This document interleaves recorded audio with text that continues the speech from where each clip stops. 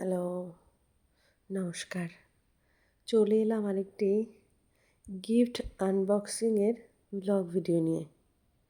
আজকের ভিডিওতে দেখব একজন মানুষ সুদূর মুম্বাই থেকে কি পাঠিয়েছেন।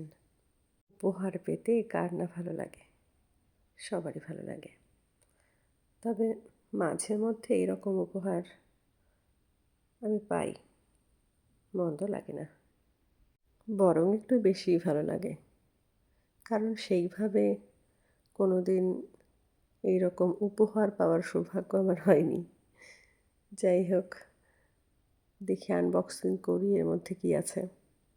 এতটাই এক্সাইটমেন্ট, হাতের কাছে একটা ফোন পেয়েছিলাম, সেটা দিয়ে কিন্তু আনবক্সিং শুরু করলাম। ফোন দিয়ে কে গিফট আনবক্সিং করে ভাই? কিন্তু হাতের কাছে কিছু ছিল না, যার দরুন হাতের কাছে ফোনটা পেয়েছি এবং ওটাই আমার গিফট আনবক্সিংয়ের অস্ত্র। তো চলুন দেখা যাক কি আছে এর মধ্যে। মাঝে মধ্যেই কিন্তু এই রকম গিফট আসে। এর ভেতরে কি আছে দেখা যাক। দেখে কি মনে হচ্ছে? একটা চৌকো বক্স। এর মধ্যে কি থাকতে পারে? যদি কোনো আইডিয়া থাকে বলতে পারেন, না হলে লাস্টে তো দেখতেই পারবেন। যাই হোক, এমন আনবক্সিংয়ের ভিডিও বাপের জন্মে কেউ দেখেনি বোধহয়। দেখবে কি করে? এই রকম আনাড়ির মতো ভিডিও আনবক্সিং কেউ কোনো দিন করেনি, সেই জন্যই মানুষ দেখেনি, আর কিছু নয়। দেখুন তো, বক্স খুলছে না যুদ্ধ করছে। যাই হোক, অবশেষে বের হলো একটা বক্স।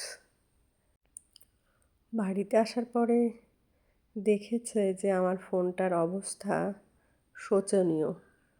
কতবার যে পড়েছে, প্লাস ট্রাইপড আটকে আটকে ফোনটা একদম পুরো শেষ। স্ক্রিনটা সাইড থেকে দেখলে দেখা যায় যে স্ক্রিন আর ফোন দুজনের সাথে কোনো সম্পর্ক নেই। তবুও ওই ফোনটা দিয়েই কিন্তু আমি ভিডিও বানাতাম। এবার দেখা যাক, দেখি কী ফোন, দেখতে কেমন, এর কোয়ালিটি কেমন। ফোনই আছে বোধহয়। কিন্তু একটা জিনিস, অনেক সময় দেখা যায় যে যখন একটা কিছু অর্ডার করা হয় তখন অন্য কিছু চলে আসে। এটা কার কার সাথে ইনসিডেন্টটা হয়েছে প্লিজ একটু জানাবেন। তবে আপনাদের জন্য একটা সারপ্রাইজ আছে। এই বক্সটা যখন আনবক্সিং হচ্ছে তখন আপনারাও দেখতে পাবেন এর মধ্যে কি আছে। তবে একটা জিনিস কি বলুন তো, আমরা যারা নিম্ন মধ্যবিত্ত, আমরা কিন্তু সহজে কোনো জিনিস ফেলতে চাই না বা কোনো জিনিস ত্যাগ করতে চাই না। এমনকি ভেবে দেখুন, যখন টুথপেস্ট শেষ হয়ে যায় তখন কিন্তু অনেকেই আছে যে টুথপেস্ট কেটে বাদবাকি যেটুকু আছে সেইটুকু ব্যবহার করে। তারপর ধরুন শ্যাম্পুর বটল যখন শেষ হয়ে যায় তার মধ্যে জল দিয়ে শেক করে আবার কিন্তু যতটুকু শ্যাম্পু অবশিষ্ট থাকে সেটাও কিন্তু মাথায় মেখে নেয়। তো এইরকম ছোট ছোট কিছু বিষয় আছে যেগুলো আমরা নিম্ন মধ্যবিত্তরা করে থাকি। আমার ফোনটার অবস্থা খুবই খারাপ, কিন্তু তবুও মন থেকে কেমন একটা মায়া পড়ে গেছে। ফোনটাকে ছাড়তেই ইচ্ছে করছে না। এই যে নতুন ফোন, এইটার প্রতি কিন্তু আমার অতটাও এক্সাইটমেন্ট হচ্ছে না। কেন হচ্ছে না জানি না। কিন্তু ওই পুরনো ফোনটার জন্য কিন্তু মায়া লাগছে যে ওই ফোনটা দিয়েই কিন্তু ভিডিও বানিয়ে আমার ভিডিও ভাইরাল হয়েছিল।